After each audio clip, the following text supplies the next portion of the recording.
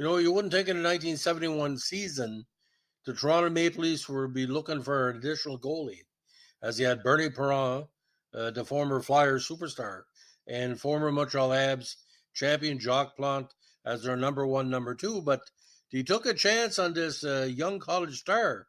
And when he first came into the Leafs, it confused a lot of people because at first they thought he was the singer.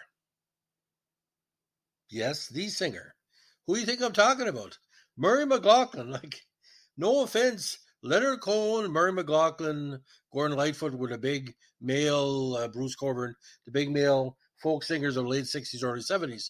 So the odds are one of the four, named after one of the four, was very long. Now, he came in as an undrafted free agent for the 1971 season. He was very highly regarded. Now, 6 feet, 193, born in London, Ontario.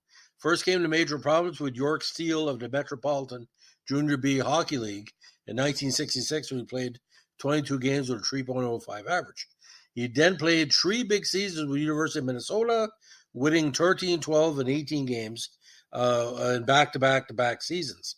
Now, those results were quite great. He was all WCHA first team in 69, all WCHA first team in 1970, and an AHCA West All-American in 1970. Now, they gave him a tryout in Toronto. He played 2 games, 25 minutes, giving up 4 goals for a 9.72 goals against average with a 6.65 average.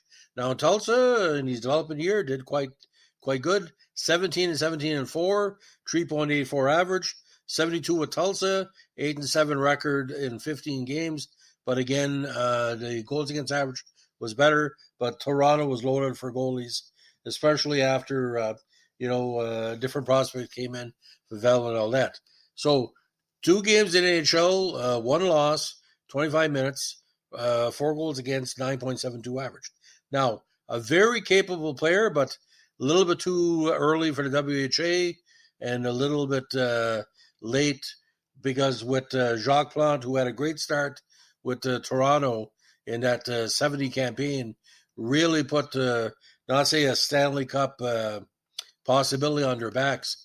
With him and Perron, who are very, very strong now. And I give you a little breakdown of what happened that year, just to make sure for some from perspective. Jacques went 24-11-4. Bernie went 7-7. Bruce Campbell, who played majority of games in the early part of the season before and traded. Murray McLachlan was 0-1.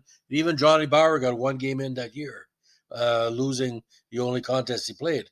So 37, 33, and 8 with a stellar 2.64 average. And Jacques Plante that year, ladies and gentlemen, one of the best half-season averages of the modern era, 1.88 for shutouts. So tremendous.